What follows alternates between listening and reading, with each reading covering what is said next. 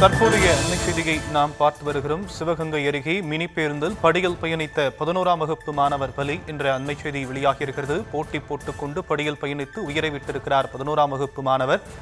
மேலும் விவரங்களை நம்முடைய செய்தியாளர் ஃபாரூக் வழங்க நாம் கேட்கலாம். ஃபாரூக், விவரங்கள்.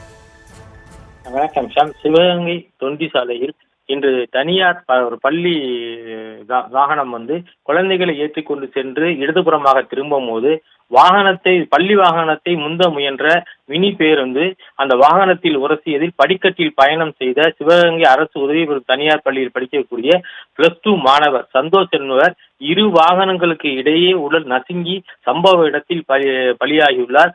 மேலும் ஒரு இளைஞர் படுகாயமடைந்து சிவகங்கை அரசு மருத்துவக் கல்லூரி மருத்துவமனையில சிகிச்சை பெற்று வருகின்றார்.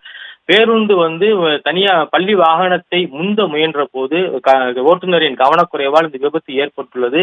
படியில் பயணம் செய்த மாணவர்கள் பயணம் செய்யக்கூடாது என்று பல்வேறு வகையில் மாணவர்களுக்கு விழிப்புணர்வை ஏற்படுத்துகின்ற சூழ்நிலையிலும் பேருந்துகள் மிக கம்மியாகவே சில பகுதிகளுக்கு செல்வதால் மாணவர்கள் அந்த பேருந்தில் படிக்கட்டில் பயணம் செய்யக்கூடிய கட்டாய சூழ்நிலைக்கு தள்ளப்படுகின்றார்கள்.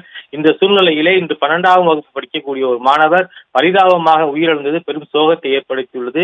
தற்போது சிவகங்கை அரசு மருத்துவக் கல்லூரி மருத்துவமனையில மாணவரின் உறவினர்கள், நண்பர்கள், அந்த கிராமத்தை சேர்ந்தவர்கள் என நூற்றுக்கணக்கானோர் சிவகங்கை அரசு மருத்துவக் கல்லூரி மருத்துவமனையில் குவிந்துள்ளார்கள். இது சம்பந்தமாக சிவகங்கை நகர் காவல்துறை தீவிர விசாரணை மேற்கொண்டு வருகிறது. ஷியாம், விவரங்களுக்கு நன்றி ஃபாரூக்.